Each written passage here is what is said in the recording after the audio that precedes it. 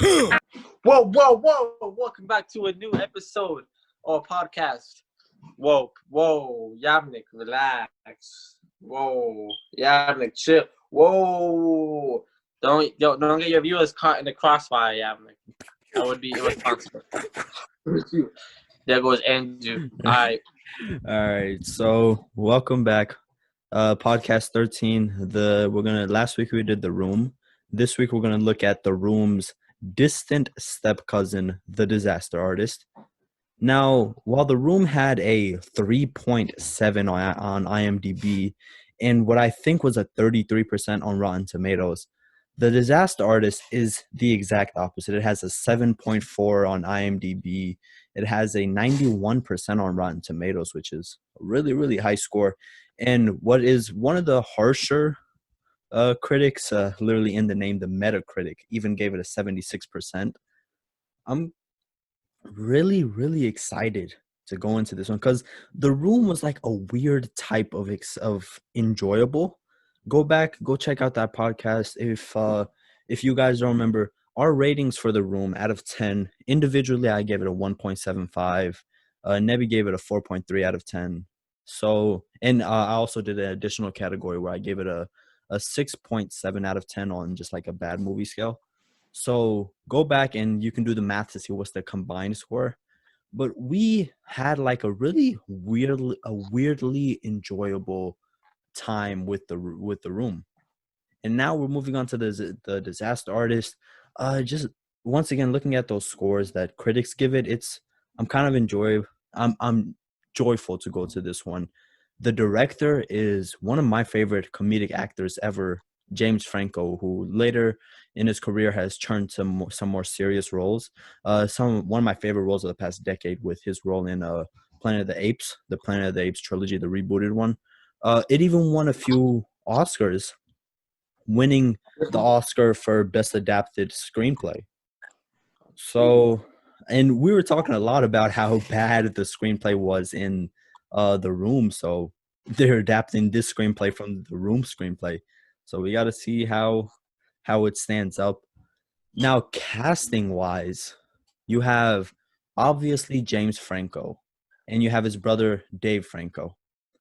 Now, you also have the legendary, the infamous Tommy Wiseau returning here, not as Tommy Wiseau, but as Henry. James Franco is actually playing Tommy Wiseau. And What? yo, you know what's crazy though? Last week as I was watching The Room, and I knew The Disaster Artist was coming the next week, and every single time I saw Tommy Wiseau, I couldn't help but thinking that has got to be James Franco in a wig. Can you not see that? I No. honestly have no idea who James Franco is. All right, this is James Franco. Oh, you mean he's the Green Goblin? The Green Goblin. Oh, That I guy. don't know that. Yo, James Franco in a wig is Tommy Wiseau, especially in The Room. Look at this guy. Hold up. Look at this guy. You see this guy? And then Yeah. this guy in a wig is that. I see it. I couldn't. And then you have James Franco's brother, Dave Franco, who I remember him he was in 21 Jump Street. He was that one guy in Now You See Me, who literally looks like James Franco. I want to say that he was also in Neighbors 2. He was kind of the jerk. Well, not the jerk, but the guy who cheated on the jerk. So, and then you have Seth Rogen, who, if you go back, Seth Rogen in our comedies podcast coming up in a few weeks. Seth Rogen has 3 spots in my top 10. 3 of his best works with Pineapple Express, and then you have Superbad, and then you have This Is the End. Those are 3 of my favorites of all time, favorite comedies. They are so enjoyable. They're so fun. And then finally, I think you're gonna really like this one. We have Allison Brie, the character. yeah. We have Allison Brie, the character who plays Annie in Community. I'm really. I haven't noticed that she's gone on to do some more dramatic roles in her career. When I was looking at a video for best acting of the past decade, just some examples of that, a compilation. one of her roles in, I think, Mad Men. I think she was in there for Mad Men, in her role there. She's also in BoJack Horseman. Get Hard. I don't remember her. I do not remember her in Get Hard, but apparently she was in there. She voiced one of the characters in the Lego Movie, and obviously she's in the Disaster Artist. So I'm excited to see what she does in there because me and Nebi's favorite show is Community. Well, one of our favorite shows is definitely Community, and anytime we see anybody from there working Yeah. anywhere, we're excited to see them and to see what they have gone on to do. Once again, just a quick run through of the cast is what James Franco, Tommy Wiseau, Dave Franco, Seth Rogen as Sandy, Allison Brie as Amber, Ari Grainer. You have Zac Efron and Josh Hutcherson are some of the bigger names throughout this one. That's that's a pretty stacked cast. That's like a whole bunch of big names in there. Yo, I don't know if I've ever seen a Seth Rogen movie though. You really To be haven't? honest, I know I think I've seen him. I've seen him talking, maybe on like a late night show, but I don't think I've even seen a movie from him. Well, Strangely enough. if you haven't seen a Seth Rogen flick, then I'm sorry, but anything else that we do in the future has to be postponed because I cannot accept the fact that you haven't seen a Seth Rogen flick. Well, Everybody's seen what's the most Seth Rogen. famous Seth Rogen flick? I named 3 of them earlier with This Is the End, Superbad, and Pineapple Express. The Interview, he was in The Interview. Knocked Up.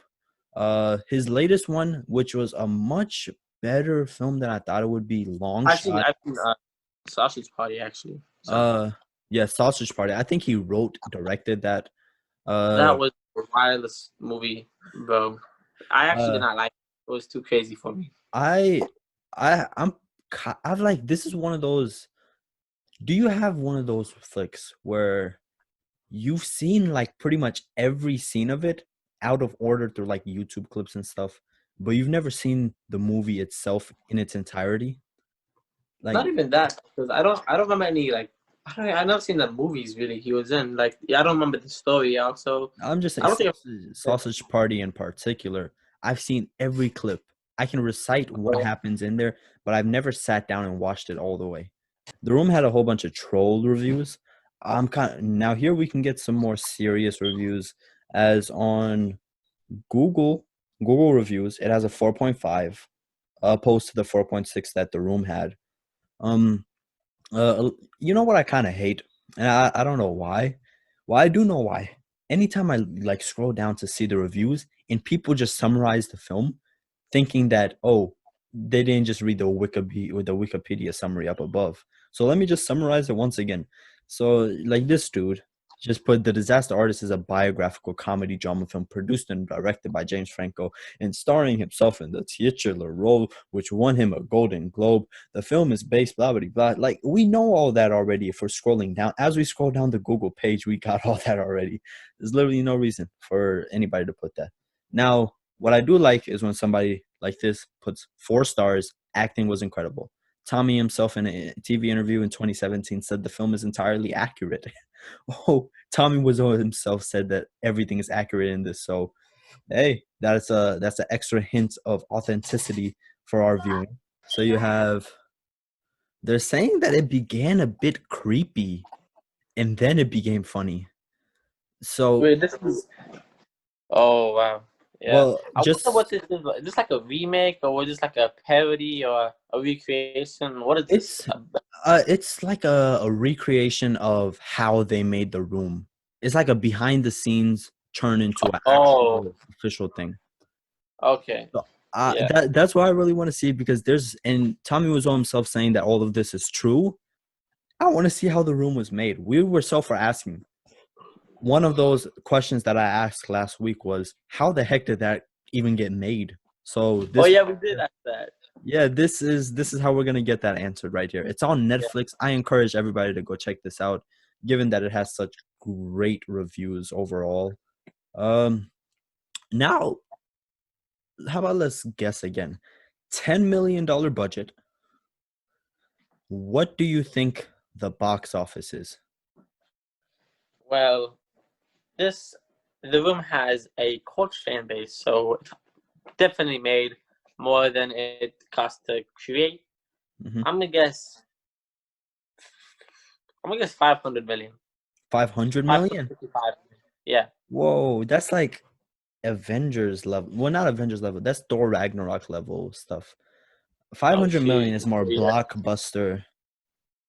The Disaster Artist is more like The Room definitely has like a cult following, but cult followings are just that. They're not like whole world or everybody's not anticipating them. It has like that really specific subgrouping of people that are into it. Like you didn't even know about these until just a few weeks ago. Yeah. Yeah. So, Yeah. uh, I'm ju- okay. Let guess me again. more reasonable. I'm 200 million. 200 million. I really wish that it made that, but it only made 29.8 million. Roughly 30 million on a 20 Why? million budget. Tripling what you had. That's not too bad. $20 million profit. You pay your people. You leave with a little bit of extra cash. And That's what I don't understand though. But like, if okay, think about it. If you pay the people, right? mhm, You pay them their salaries. mhm. It's just the one person who made the movie that gets the whole revenue from it. No. There's the whole company that releases it that gets probably like, well, it's all on paper. Maybe like 20% goes to the company. 50%, maybe like I know.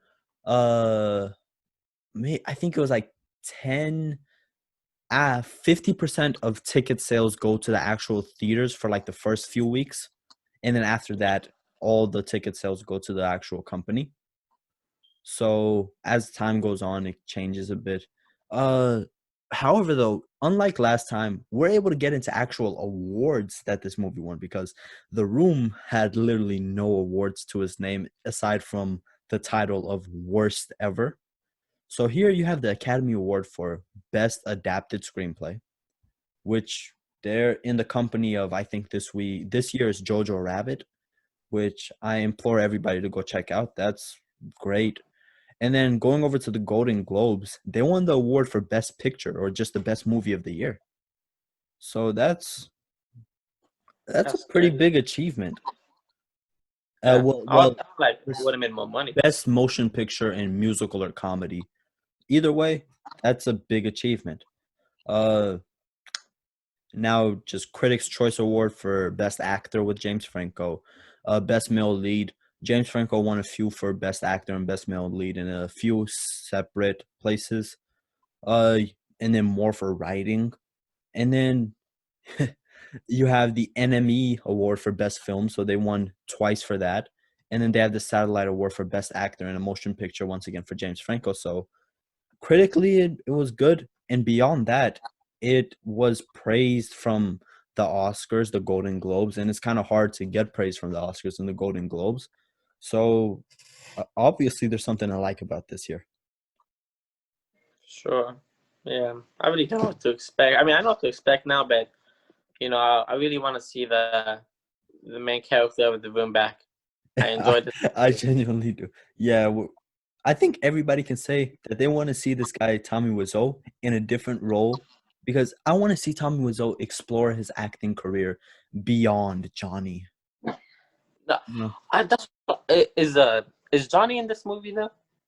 Johnny is, well, this is kind of like a meta one, where once again it's about the making of the room, but while they're making the room is being made, so we get to see reacting of it, where we see Johnny being played by Tommy, who's being played Oh, by James Franco. So it's kind of yeah. different levels of meta, which I love. Meta is great. I mean, who doesn't love meta? But So it is Tommy like Johnny. what'd you say? Is the actor who No, plays Johnny like Johnny? I was listening to an interview of him. So yes, it's it. Oh shoot. They're the same I people, don't know. He plays himself? pretty much. Oh shoot. Then I'm gonna enjoy this for sure. So uh let's go. Expectations, comedic wise, I feel if it's not funny, it's not gonna live up. Because I mean, The Room itself, even though it wasn't meant to be a comedy, it made me laugh so much. and this is something that won awards for its comedic ability. And Yeah. James Franco and Dave Franco and Seth Rogen and Allison Brie have been a part of the best comedic ventures of the past 20 years. So if there's not some great comedy in here, I'm gonna be really disappointed. Damn, bro. I'm gonna be disappointed. And I haven't seen a comedy in a while that feels like a good comedy that's made me laugh, except for the room. That are we watching the room? That would be so fun with the boys. I That's gonna be a fun. really want to. And it's only been about a week and a half, and we already want to rewatch The Room. So Exactly. you gotta Yeah, go. but I don't know about this movie. Hopefully, it can live up to its Hopefully, really amazing predecessor. hopefully. It's also supposed to be a drama, so we'll see how it lives up there. Yeah, Now, I mean, the room was supposed to be a drama. The Room was a drama. Oh shoot. Yeah, but it was like a comedy. It wasn't meant to be. Well, critically, this has the highest reviews of anything that we have seen so far. I think aside from IMDb and The Gentleman I think is like a 7.9, which is like all-time great, which I was kind of surprised by. So I'm just gonna hope that we get a great one. I'm gonna predict a 7 out of 10 rating for this one. I'm gonna predict a. I'm gonna put. Oh, you know what? Yeah, I think that's a pretty safe place. I'm gonna give it a 7.5 because usually whenever I just see a movie, I have very high thoughts of it. All right. We're gonna go in, we're gonna check it out. We're gonna be back in a few seconds. Before we get into the ratings, the average score, the final score we give it, and the awards that we're gonna give it, stick around for all that. I just wanted to fix something that I said earlier on in the podcast where I brought up all the awards that the Disaster Artist won. They didn't win all of the awards. They were nominated for the majority of them, which is still a big achievement. But for the most part, they were just nominated. They did win a few. I know James Franco won a few for acting. I just wanted to clear that up just in case anybody was confused, which probably nobody was, but got to clear it up anyway. So let's go ahead. We're the categories that we're going to be ranking in, as always: acting, engagement, the score, the style. And for this week, I have decided that Payoff is only going to be counting as 5 points, whereas everything else will be 10 points. And then we'll give you the average score. And then I have compiled a list, or I found a list of the top 50 movies of 2017. I'll tell you where the Disaster Artist was there. And I'm going to bring up the movies that it was above and below, and we'll see how we feel about that. Some questions and theories for the movie, the best actor award, the best scene, and the best quote. Now let's go ahead, get right into all of the awards, ratings, and everything that you guys have been really waiting for here. Nebi, but before we get into that, general thoughts on this experience. Man, it was very enjoyable. I had me on the edge of my seat. Like, I felt worried for the characters. I really did feel bonded. And I think it was a masterpiece, really well done. I was surprised to know that the director who was like Green Goblin was so talented in Yeah, directing, and yeah. And he he was the main actor and the director, James yeah, and Franco. oh, just like Tommy Wiseau in the room. Yeah, He we really see acted Tommy. well. Man, Tommy was so actor, producer, director, screenwriter. We're gonna talk about that scene with the script. So much that Tommy Wiseau did. James Franco nearly copycatted that in every single way, and I think that he did a great job here. Oh yeah, when Yeah, you could see the side by side, it was like yeah. it was so. Oh, yo, that was so surreal, especially since we only saw this about a week ago. The side Yeah, by side was so accurate, and I could exactly. at the very end when they brought up the exact side by side. Uh, and also, did you get to the end credit scene? The end credit? Yeah, when Tommy Wiseau showed up, and then they were just, "Oh, you didn't see the end credits? No, I didn't. Oh, you finessed yourself. That was the greatest end credit scene of all time." Dang, but how Oh, long? It was like a minute of Tommy Wiseau and James Franco just going back and forth and talking. Oh, It was dude, so I funny. It have that. was so great. I yeah. Bro, you wanna I you wanna don't know. pause right now and you wanna watch that? Yeah, actually, is that on YouTube maybe? I hope so. Guys, if you want my playlist for just some songs that I really like, search up a whole bunch of really enjoyable songs playlist, and you'll see a whole bunch of songs that I really enjoy. I did say that we would be looking at it in reference to the other 2017 flicks later on in the podcast, but I kind of want to get that over with, and I want to give you guys context to what we truly think of this movie and give it in reference to other movies that you guys might already know of. And this is just some more spoiler-free content for those who haven't seen it yet. So on IndieWire's top 50 of 2017 list, The Disaster Artist was ranked number 19. Above it, well, I'll go with below it first. Below it were movies such as War for the Planet of the Apes, Logan, The Last Jedi, Ragnarok, Wonder Woman, Okja, the Meyerowitz stories, Split, and It. And above The Disaster Artist were movies such as Edgar Wright's Baby Driver, The Shape of Water, which won Best Picture that year from Guillermo del Toro, Get Out, Good Time, which I'm thinking I'm going to do a future podcast for that. It's Good Time is from the Safdie brothers, the same guys that made Uncut Gems, and I really want to see more of their work. Phantom Thread, Paul Thomas Anderson's latest work, Dunkirk, and Lady Bird. Now, in reference to the movies that I just said, do you think that number 19 is a good spot for The Disaster Artist? Do you think it should be higher, lower? What do you think? Top 50 movies of 2019. 2017.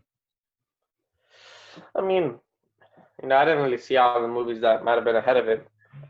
But out of the top 50 movies that came out, maybe if it was a little bit in the top 10, I would expect, but I'm not really sure what it's.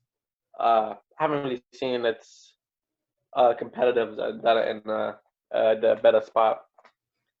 So Yeah, I'm happy. I gotta say, I think it's like exactly where it needs to be. Maybe a few spots higher, maybe like 15, 14. But from the ones that I named, Baby Driver, I think definitely is better. The Shape of Water, I don't think it's better. Well, it's more ambitious. It has more to love as a cinephile. But I personally like The Disaster Artist more. Get Out, I think Get Out is better. I'm sorry. I'm sorry, guys, but Get Out was just such a surprise at the time, and rewatching it a few weeks ago, it still holds up even 3 years later. Phantom Thread is I don't know I don't know what to say about that. You might have to ask me another time. Dunkirk, I'm not sure there either. I might say that Dunkirk is better, but I just don't have a super strong connections with that. I'm gonna have to rewatch Dunkirk. Lady Bird, I still haven't watched it. I'm planning on watching it in the next few weeks.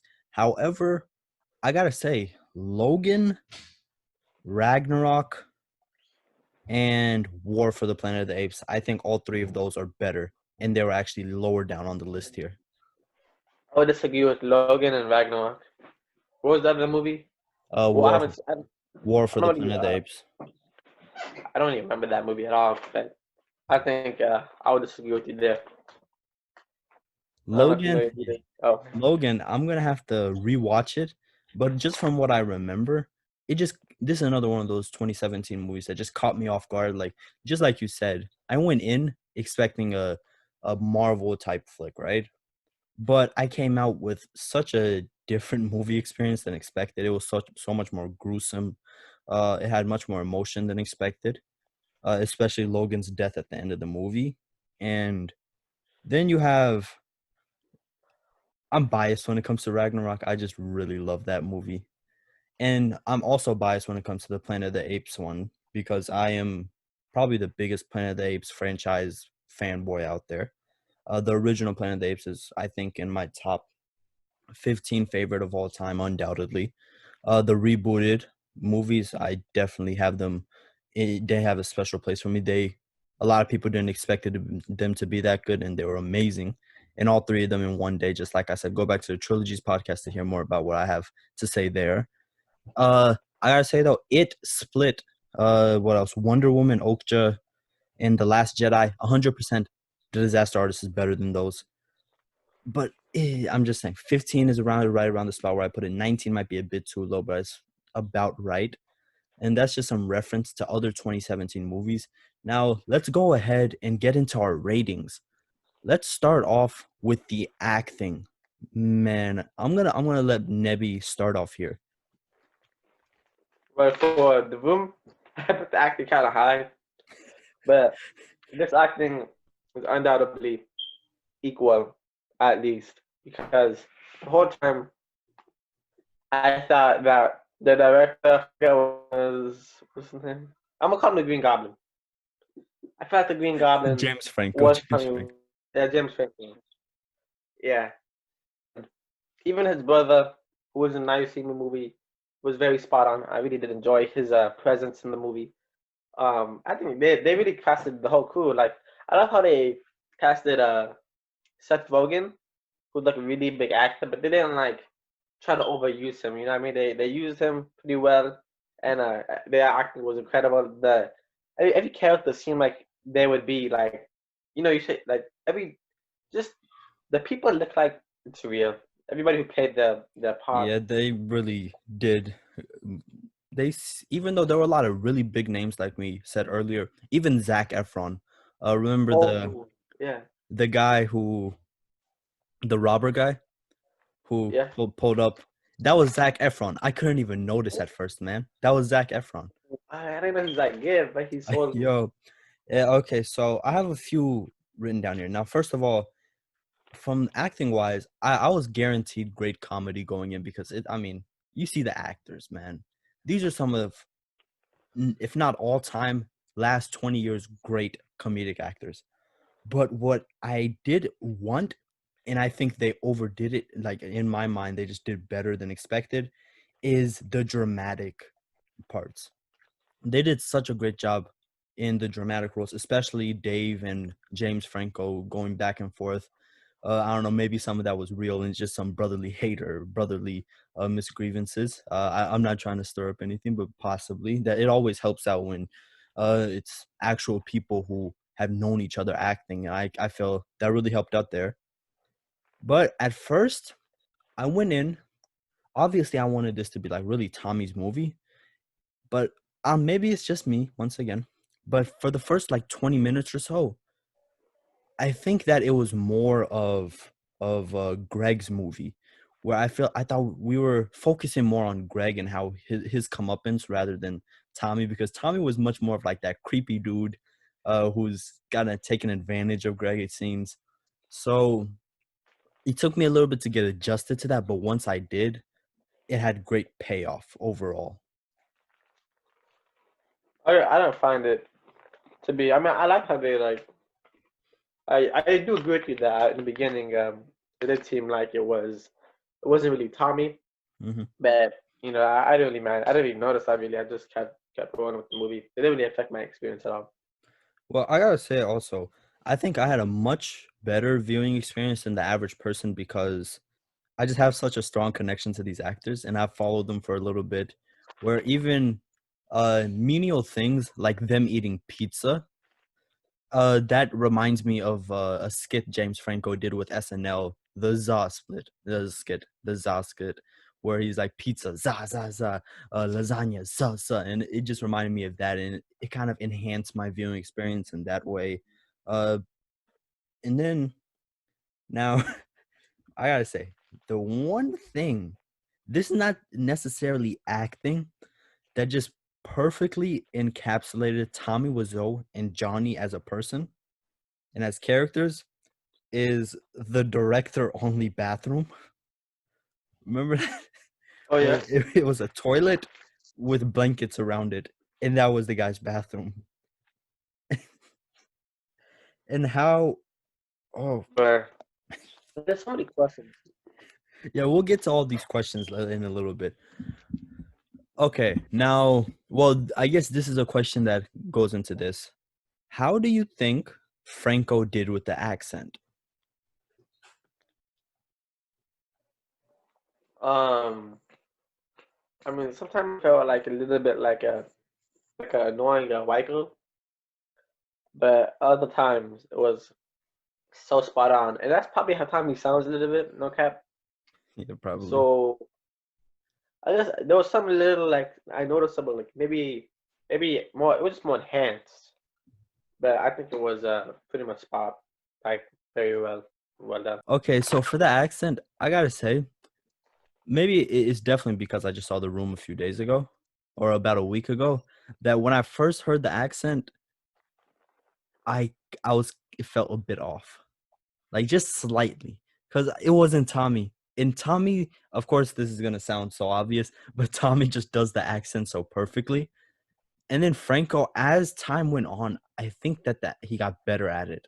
Like I feel like he got more comfortable with it rather than it being a joke as him doing the accent. That's kind of what it felt like in the beginning. It became more serious, and as his dramatic role became bigger, his accent got better, or his imitation of Tommy's accent got better. That's what it felt like to me. But I was scared the whole time that like I was worried that Tommy was gonna go crazy or something. Not Tommy, but like the not his name is Johnny, right? In this movie, In this movie is Tommy. it's In Tommy. the other movie, the great American hero Johnny. Yeah, but I felt bad for him. I felt like especially there was some scenes. I don't even want to get to the scene when everybody was laughing and the way they did that. Oh, we'll get there. We'll get to Even those. before Uh, when like just like you could feel conflict arriving, and then I was like I got worried, but I gotta say, man, they made Tommy out to be like a dick, and I kind of hated Tommy throughout them. Well, not like what? 100%, but at certain points, I kind of hated this guy because How? he was ruining Greg's entire life at points, man. When it was the Malcolm in the Middle role, and he refused to let him. Oh Now yeah. that you can't say you didn't hate him at that point. That Yeah, was no, like pure I didn't even hate Johnny selfishness. about it. I hated that he agreed with Johnny and then did the movie. Like, don't show up for one day, do the scene. Exactly. No, you know Like, what made what? that even worse? The fact that once again, this is probably where their comedic sense of timing comes in. It's the fact that they had just shot the last scene right before that. Remember that? Oh, yeah, yeah. Yeah, they had just shot Tommy shooting himself in the mouth, that scene. And that's the final one. So after that, the fact that he wouldn't even let Greg wait to shave his beard was such a letdown. It And also there was, even though it was a letdown, it made me hate him. This is once again going back to how The Room missed the basic like rule of script writing, which is just story, like build up in the story. This one, right before that, you had the fight. You had Greg leave Tommy, move out, and we can understand both sides in that case. And it had me split in that way, even though I was more lenient towards supporting Greg. I understood where Tommy was coming from at that point too. That's true. And Nobody once likes Tommy, again, bro. like such a wide array of emotions from me, offset by the wide array of emotions that the movie and the acting relayed upon us. It's it's a great performances all around. Like you said, everybody did their role. All those actors that I brought up earlier, they all did a pretty great job. And I'll get more into this and with the best actor, best acting later on. But dang, I gotta say it was really good. Now I think I know what I'm gonna Especially give for it. us. Because we want to be movie makers. And Oh I want yeah, to be an actor. And I yeah, felt the yeah. connection so much Yeah, yeah. with As I it. was as I was watching this, man, I was thinking Nebi. I feel like he's gonna have a much stronger connection because I know he wants to be an actor. I know he even has dreams of possibly moving to Hollywood, becoming that big time actor. So I was like, I know Nebi's probably feeling even more emotion than I am at this point. Yeah, it taught me some stuff. Like, just like take every role that you can. You know what I mean? You Yeah, do got to get lucky sometimes. No cap. But just do yeah. it. All right, I'm gonna start off for acting. Now I'll give reference for for The Room. I gave it a half a point. For The Gentleman, I gave it an 8. here, this is, I might regret this saying going onwards. I think this is the best acting of many of these characters' careers. Maybe not Seth Rogen, mainly because Seth Rogen has just done so much, just like a variety of stuff throughout his career. So aside from that, I think a lot of people hit their peaks here, especially James Franco. Oh, well, I have to go back on that because I gotta say James Franco in what is it, 24 hours, 48, 47 hours, I think. Have you seen that? Or 247 hours? Have you seen that movie? Was the one he has to cut his arm off? Oh no, 127. Yeah, 127 hours. I think I didn't see that movie, that but I had the real life yo, story. yo, that's like a crazy, amazing performance from this guy. Like this is one of those one spot performances that, wow, it got you crazy. He's the only person on screen the majority of the time. And there are points in that movie, once again, just such a wide array of emotions, only from him throughout it. Now what else? Well, now I have to go back because I don't think anybody hit their peak here. Obviously, Brie Larson, Community is her peak. I don't think she can do anything better than her role in Community. Probably like season 3 of Community. I think that's just best Brie Larson that we can ever get. Uh, Dave Yo, Franco, I think maybe. she dates him in real life. Dave Franco. Do they? I think so. I think I've seen that before. That would make sense because they had a very believable romance in this one. Now, while I don't think anybody necessarily hit their peak here, I think everybody did a great job here, and this is probably top 5 for everybody. And that's pretty good given the careers of a lot of these guys. And I can't say there was anything per se to be bad in this one. There might be some menial things, some average here and there, but more often than not, I think it was 9 out of 10 level acting, and that's why I'm going to give it a 8.75 out of 10. 8.75. Yeah, and Bruh. that's the highest score I've given for acting throughout our ranking so far. Yeah, it's true.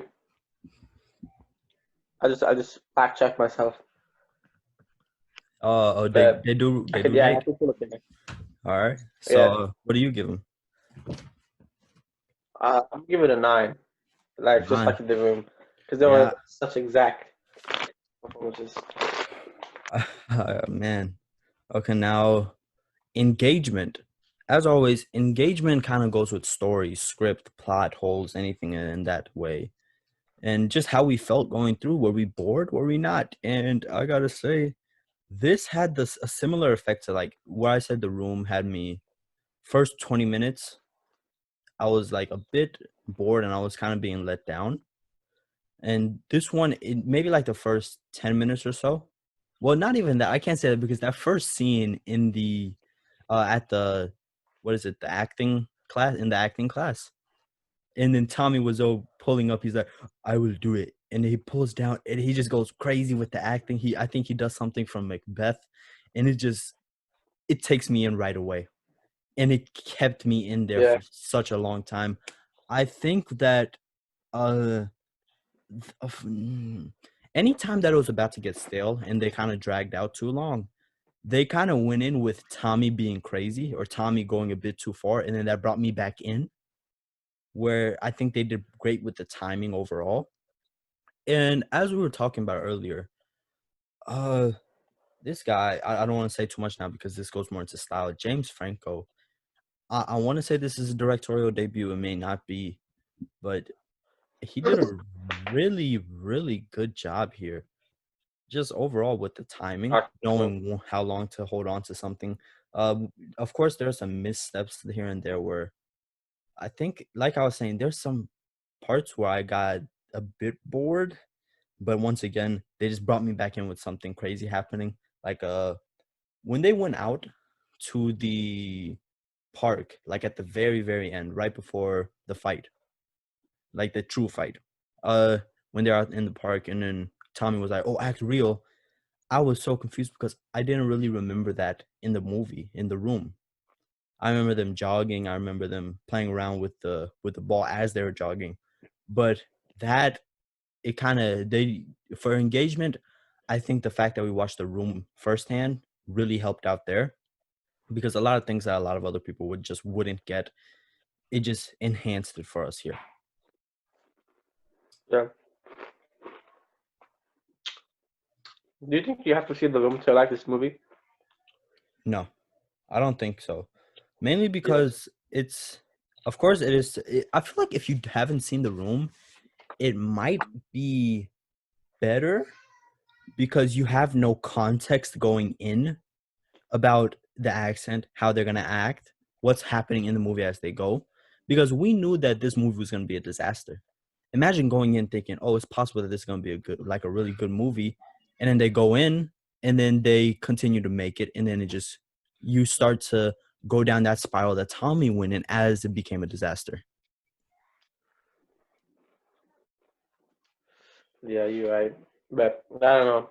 You don't wanna the movie gave I think you don't wanna have seen these iconic moments that they really played into, like the water bottle scene, and The yeah, we got context, to know how to make it. the fact that it gave us so much context to The Room, I think for engagement, this is something where few movies have this ability to make whatever it was based off of, or make its sequel or prequel better. Like watching this made The Room better for me. Getting Yeah. context to how that was made it better for me. It's like it has that Lord of the Rings echelon Oh, where you watch the second movie, it makes the first one better for you. Of course, you already love the first movie, but then as you get to see the story going even further and further, and you get to see what happened in before getting more payoff, it makes it better. Here, it's not exactly the same because obviously this is not a continuous story, but getting to see how the room was made, getting context as to what it was made, and having the context as we went into this, it made the room better. And of course, if it made the room better, I think that this itself is just great. yeah. We could go on and on talking about like just the really great thing they did in this movie. But what's the category again? What did you say? What's What did you say? what's the category? The category we're talking about? Right now we are in engagement. Oh yeah. Yo, I gotta say though, Yeah, I was hold on. engaged. Before you go, I think the poster that like I see as soon as I searched it up, it kind of deceived me because the poster, if you remember, is Greg, and this is the poster right here. It's Greg and Tommy, and then Greg just looks so happy and he's grabbing onto Tommy's arm. I was thinking that this is gonna be like a comeuppance story where they're always together. There aren't like a lot of fallouts. And shoot, man, I Yeah. think this itself deceived me, and it kind of engaged me more as once they started to have their falling outs. Once again, I felt like whereas some people might not think this, Tommy just had like this death grip on Greg throughout the film that I think that I related more with Greg throughout it rather than Tommy. And I kind of hated Yeah. Tommy at times for that. And I don't think I really hated Greg at any point throughout the film. So I mean, as a character, I think Tommy's the better character because they made me feel more good, bad, a wider array of emotions towards Tommy rather than Greg, who was just I was always on his side. As a character, yes, but just as a character, I also liked Greg more. Now, I beyond that, I don't have too much to say. Go ahead, say what you were saying. Oh, I was engaged, especially just like what the movie was about and the whole acting thing. I was really thinking like, is this how it's done? Is this how you become an actor? Like, and I was like, this is so accurate because the struggle, you know what I mean? It's like you gotta find these, and I realized that I need to get to these acting classes. Not only would they be fun, but that's how you do learn and stuff. And I like to see like the performances and how they made the movie and everything. And Hey, yeah, if you really like this one, and then how it like shows the struggle and then the comeuppance, I feel like you gotta check out La La Land because Oh, I heard about that. really, I know at first going in, I knew it had a whole bunch of Oscar buzz and a lot of people really liked it, but it's a musical. I didn't really think it was gonna be that good, or I didn't think I was gonna like it. It's a really great, it's a great one. I think uh this is only because I watched it after our 2010s list, but I think both that and Whiplash, that's another one. You want to see something that's inspiring, watch Whiplash. Watch those back to back. I watched them back to back about a month ago, and those are movies that like it really will inspire you. And it doesn't really matter that they're about music; they're about jazz at points. Um, and it's kind of hard to make people feel for something that they don't really know much about. And I gotta say, you gotta go check them out. Anybody who hasn't seen both La La Land and Whiplash, two masterpieces from Damien Chazelle, go check them out. I 100% will. But yeah, I really do like learning about like not only was it a fantastic movie, but it was what's the word? Not accurate, but it was No, it was pretty accurate. yeah, it was accurate, but that's not the word though. It's like is it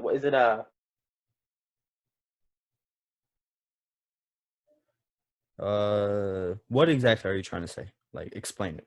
I would say that it came to me at the right time.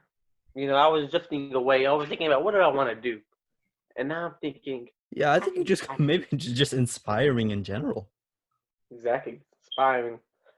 Yeah, but now I'm like now. If plus, I like seeing bad actors that make me feel good about myself. Like if Johnny had a hard time, I can probably act better than Johnny. Though no cap, with Johnny though, because But now I'm thinking like, do I have an accent? Oh shoot, will they not take me for the movies?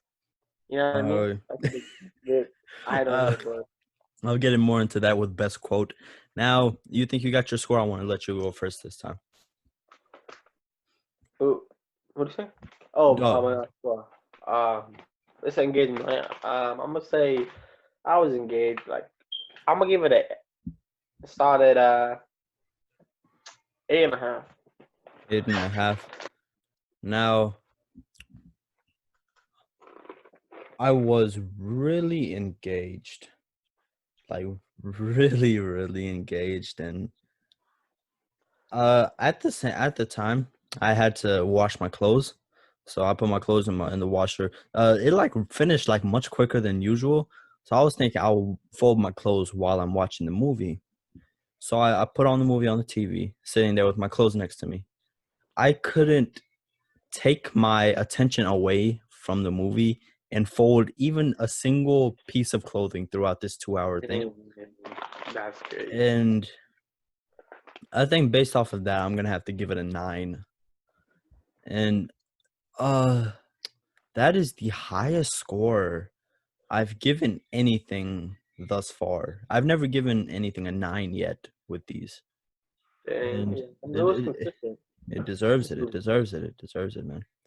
Now let's Facts. move over to this score. Oh, Now, I have only one thing and only one thing to say about the score. It is really, really cliche, but it is super empowering, and the music is inspiring to the point where it just aligns with Johnny and Greg's move from San Francisco to LA, how they go along their paths and how they kind of rise and fall and then go back. Um, the song that was playing as they were driving from, remember that one scene where Tommy oh yeah. and Greg was like, oh, this one dude, my acting hero, he died in a plane crash a few like in the 50s or 60s, and eventually I'm gonna go check it out. And then Tommy's like, well, let's go check it out now. And then they just go drive 200 miles there, coming back. I Yeah, I can't. think it was the Never Gonna Give You Up song. Yeah, that's so cliche, but it's Yeah. so, at that point, it has that inspiring aspect to it. Now I'm gonna go ahead and give my score now because of course I'm praising this. I'm really, really praising this, but the clichéness, it has nothing unique and like special about it. So I feel like it's just like an average score. So I'm gonna give it an exact 5. That's what I was thinking. I really can't remember much except like these really big songs that they put in the Yeah, movie. yeah. Uh, um, well, maybe even a four. I'm gonna give it a 4.5. 4.5. Four and a half. Sure. Alrighty then. All right. Style. Now, once again, I'm just gonna. Last time I'll actually explain this. Style. When I say style, I mean the genre. How does it stick to the genre? That's one. The second thing is the directorial stamp. How specific of a style does the director put on this? And then the cinematography, the lighting, the colors they use, all of that. Um, Yeah, yeah. Go ahead. no, I insist, Nevi. But yeah, You begin. nice. Go ahead. I thought it was fantastic. The directing. I could really see the shots that were like well placed in the theater when they were talking to each other and like the camera was still focusing on what was going on. Even Hmm. very beginning too when they were at the acting class and then Johnny was acting the way that they were behind him and it was shaking and it was like it made you like feel a sense of like ooh like of instability. You could feel it, and then the way he performed and everything. And I feel like an acting stamp, almost like I don't want to say that you couldn't tell that the camera was even like there because it was so unbothersome. But I think that like because I did notice sometimes, but in a positive light each time. And I wouldn't say like I have a hard time like I guess really identifying like the uniqueness of the directing style. So I really can't. I really don't. Yeah, I gotta say, now I'll start off with the first thing, genre. Sticking to the genre. In genre-wise, this is a dramatic comedy, which at saying that it sounds kind of juxtaposition. It sounds kind of contradictory, but uh, somehow it like does both really well. I think that it went. Which do you think it hit better? Do you think it hit the comedy in a better way, or just do you think it hit the drama better? I can't say. I'm gonna say drama. Yeah, that, I think they're both flawless almost. yeah, that's what I'm thinking. The comedy, I won't say flawless. There were a few kind of cringe-worthy lines in there. Um, but drama-wise, I feel that I might say was near flawless. It had me in the feels, man. I was invested in these guys' relationship. I was invested in especially Greg, especially Tommy. I don't Tommy, I have so many questions about this dude, man. And we'll get back into that. We'll get into that in a few segments. Now, speaking of the cinematography, you made a great point where it seemed really seamless. And a great quote from Roger Deakins, legendary cinematographer. Latest work was 1917, which he won an Oscar for that. He said that there's good cinematography, there's bad cinematography, and then there's a cinematography that's right for the movie.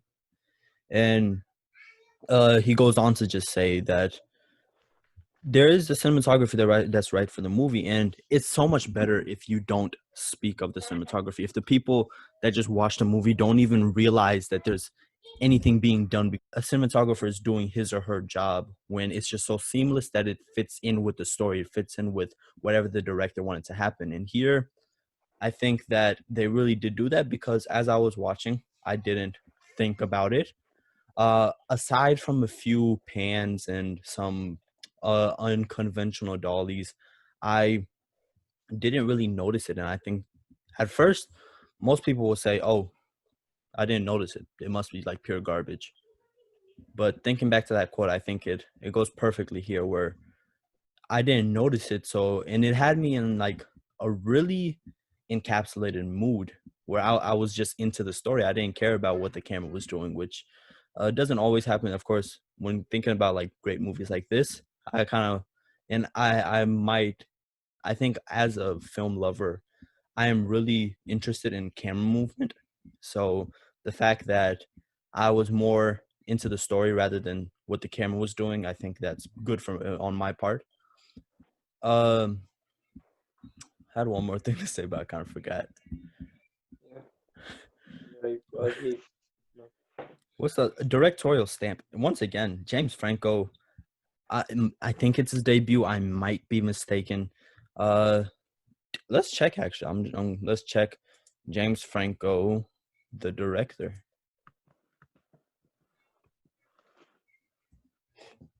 So he has directed The Disaster Artist, which I don't think is his debut. He directed As I Lay Dying right before that. So this isn't his directorial debut, but it's I think his second or third one, and this is his first like serious like big movie. So either way, he did a really good job, especially for a rookie. Um, saying all that, I don't think this holds up with like all-time greats. I don't think that style-wise, that it has such a distinct style that, uh, if you show me, well, if you show me one clip from this, I'm gonna automatically know it's it. But if you show me like one, uh, animated, like you know how any image you can technically just like sketch over it and then you can show it to somebody. I wouldn't be able to specifically tell that it was this movie. I wouldn't be able to tell that one specific shot that transcended the rest of the movie. There's nothing like that. They're all not average. They're all just there and they fit in perfectly with each other. Yeah, And nothing beyond that though. yeah. So now That's style. real life. Yeah, go ahead. It was shot like real life almost. Yeah, it did. Oh yeah, just what I was gonna say. Now this movie, I'm kind of like really happy that. Can you hear my sister? I remember before. I think I had a little bit, but no. All right. So now, when it comes to this movie, I was expecting for style wise to kind of for it to take on a uh documentarial style, like a documentarian style, where they'll do something like Borat, where they pretend that this is make this a mockumentary, where this is following uh the making of a movie and then this guy's life. So I was thinking, oh, they might do that, and I'm really happy they didn't do that because I feel that would have taken me away from the story more. And I think that itself gives it like an extra point. Whereas I was gonna give it about a 6.5. I'm gonna give it a 7 for this style. Yeah. Dang. I don't know. I'm gonna give it. Um. I'm gonna give it a. I'm gonna give it a 7.5. 7.5. Yeah. Okay. Payoff. Okay. First of all, I said this earlier, and this is the only thing that I think I really need to say about Payoff, is that this movie had such a payoff that it made The Room better for me. This movie itself exceeded. Go back to the first 10 minutes. I had really, really high expectations for this, and it exceeded that. It wasn't exactly what I expected, but not in a bad way. It's exactly what I didn't expect in a good way. I didn't expect this to be as funny as it was. I wanted it to be funny, and I knew it was going to be funny in certain parts, but it was actually much funnier than I anticipated, which thinking back now, I don't know why I thought it wouldn't be this funny. Drama wise, it blew me away. And I'm gonna start. What I'm gonna do is I'm gonna limit myself for future podcasts where I can only say that something blew me away once. And for this podcast, the dramatic acting, the dramatic direction blew me away.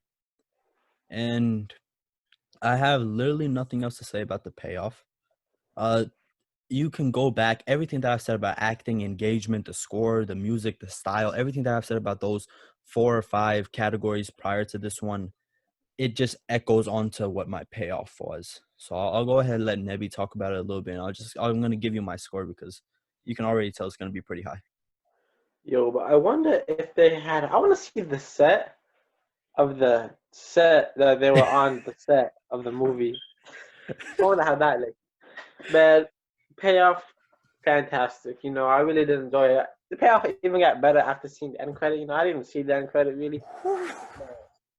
Yo, I think they did that itself was great because when I read off the cast, Tommy Wiseau was the second person there. So I was like, oh, shoot, are they going to have Tommy Wiseau throughout it? And I never Yeah. saw Tommy Wiseau. And then I stick around to the end credits and boom, Tommy Wiseau. back and forth with James Franco. Can't even tell who's who. Great. And probably is going to add on like a quarter of a point to my score. Just that end credit scene. I'm telling you, it's the greatest end credit scene of all time, man. Dang. I won't say that for now, but I think it was really well done. Even especially like the payoff when they compared both movies, that really did make it much better. It really like about the whole stuff. I'm actually so glad. Yeah, it got me to see The Room because I remember when I was like a movie that's this famously bad. I thought it had to be like I had somebody say this where it was bad in like everything and talking about The Room here. It was bad in everything from the directing, the acting. It was all horrible. But the only good thing though is that I had heart and I could feel it. That was facts. I don't quote me on that. Somebody else said it, but that's the message. And I can agree with that statement. So yeah, payoff was super high. So yeah, I'm gonna give it a. You said it's out of 10? 6? No, you said no. Did you say it was out of 10? Oh no. Out of 5? No, yeah, this one's out of 5. Oh, dang! I'm gonna give it a. I'm gonna give it a 4.5. 4.5. Yeah. Okay, if you go back to our gentleman podcast, what I said there is that a 4 is that it just met my expectations. And obviously it exceeded that. A 5 is like I went in expecting nothing, or I went in expecting something or something good, but it still really blew me away to like just out of here. And what did I say earlier? I said I'm only allowed one thing to say that I am only allowed to say one thing blew me away. And I'm pretty sure that one thing, I said it during this category. So I'm giving this a perfect 5 out of 5 for the payoff. Oh dang! Never before. Never First before. time. Probably not gonna happen for a while now.